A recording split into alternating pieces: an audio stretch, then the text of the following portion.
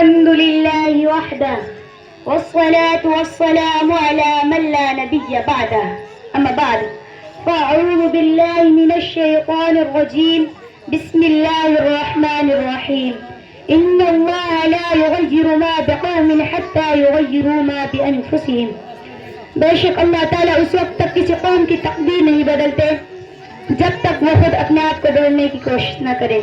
ملت اسلامیہ کے غیور نوجوانوں، سرزمین ہندوستان کا چپا چپا اور گلستان ہند کا پتا پتا اور بوٹا بوٹا اس بات کا شاہد ہے کہ ہندوستان کی مقدس سرزمین پر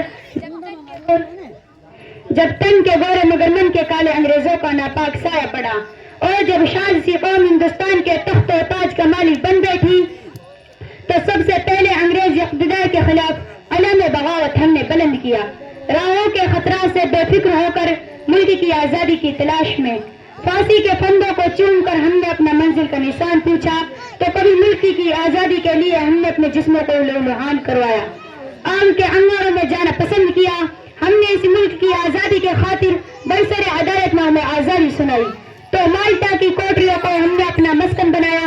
اسی طرح صدیوں کی غلامی کے بعد ہماری قربانیوں کی بدولت ملک انگریزوں کی غلامی سے آزاد ہوا.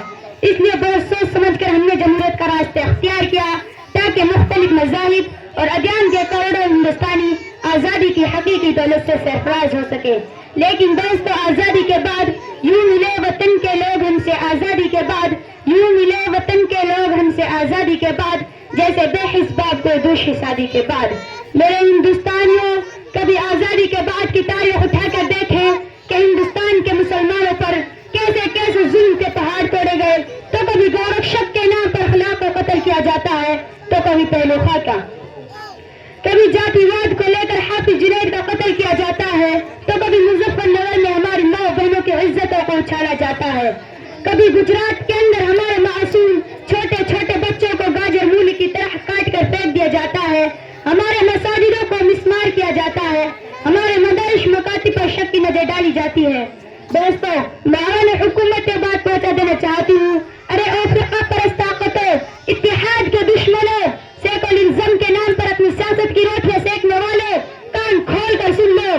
جب تک اس دھرتی پر ایک کلمہ پڑھنے والا بھی زندہ رہے گا، خدا کے قسم اپنی شریعت پر عمل کرتے رہے گا. ہم کل بھی اپنی شریعت پر عمل کرتے تھے اور آج بھی کرتے ہیں اور تا قیامت کرتے رہیں گے انشاءاللہ. کوئی مائی کا لال پیدا نہیں ہوا جو ہمیں شریعت پر عمل کرنے سے روک سکے. یاد رکھو، ہم کل بھی آزادی کے لیے سولی پر چڑھے تھے، آج بھی چڑھ سکتے ہیں. توپوں اور ٹینکوں کا مقابلہ کل بھی کیا تھا، آج بھی کر سکتے ہیں.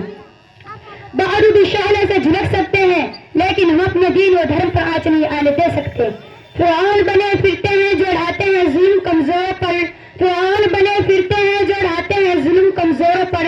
ان شرکش جابر لوگوں کو قدموں میں جھکا کر دم لیں گے. میرے ہندوستان کے غیور نوجوانوں، آج بھارت کے اندر کیسے حالات ہیں، آج بھارت کے اندر کیا ہو رہا ہے، میں آپ کی اس کی ایک وجہ بتاتی چلوں. ایک وجہ یہ ہے کہ مسلمان کو اس ملک سے اتنی محبت کیوں ہے. ارے ہم کیوں نہ اس ملک سے محبت کریں جبکہ ہمارے نبی نے ملک سے محبت کرنا سکھایا ہے، قرآن نے ہمیں ملک سے محبت کرنا سکھایا ہے. اور کیوں نہ ہمیں اس ملک سے محبت ہو جبکہ خواجہ غریب نواز رحمت اللہ علیہ کا یہ مدفن ہے، حضرت الیاس رحمت اللہ علیہ اس ملک کے آغوش میں ہے. ہمیں کھڑے ہو کر پیشاب کرنے والوں اور کوچھا داریوں اور چوکیداروں سے ملک سے محبت کرنے کا سرٹیفکیٹ لینے کی ضرورت نہیں، کیونکہ قرآن نے ہمیں ملک سے محبت کرنا سکھایا ہے. نابینوں سے سیکھنے کی ہمیں ضرورت نہیں. میرے دوستوں، کچھ گندی سوچ رکھنے والے لوگ ہم پر الزام لگاتے ہیں کہ ہم اس ملک سے محبت نہیں کرتے اور ہمارے ان مدارس کا لنک ISIS سے جوڑتے ہیں. میں ان کو بتا دینا چاہتی ہوں، چلو تاریخ اٹھاؤ، پڑھو ان جملوں کو جو مولانا ابوالکلام آزاد نے آزادی سے پہلے 1923 کے جلسے سے خطاب کرتے ہوئے فرمایا تھا. اگر کوئی بڑے سے بڑا شخص مجھ سے آ کر کہے کہ مولانا ابوالکلام کا ہندوستان آزاد ہو جائے گا مگر شرط یہ ہے کہ ہندو مسلم پریم محبت کی باتیں کرنا چھوڑ دو. اس وقت مولانا ابوالکلام نے کہا تھا، میں اس آزادی کو جوتے کی نوک پر رکھتا ہوں جو ہندو مسلمان کے بیچ نفرتوں کا سبب بنے. میرے پیارے بھارت واشیوں، آج کچھ فرقہ پرست طاقتیں ہمارے گنگا زمینی تہذیب کو ختم کرنا چاہتے ہیں، ہمارے ملک کے چین و سکون کو برباد کرنا چاہتے ہیں. اس لیے تمام ہندو مسلم سکھ عیسائی بھائیوں کو چاہیے کہ آپس میں مل بیٹھ کر ان آستین کے سانپوں کو، ان زہریلے سانپوں کو کچل ڈالیں.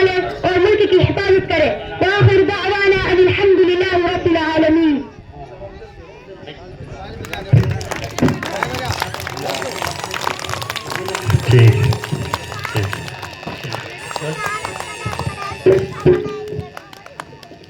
تو یہ اردو کی اسپیچ آپ نے صائمہ کی سنی, بڑی شاندار اسپیچ ہے.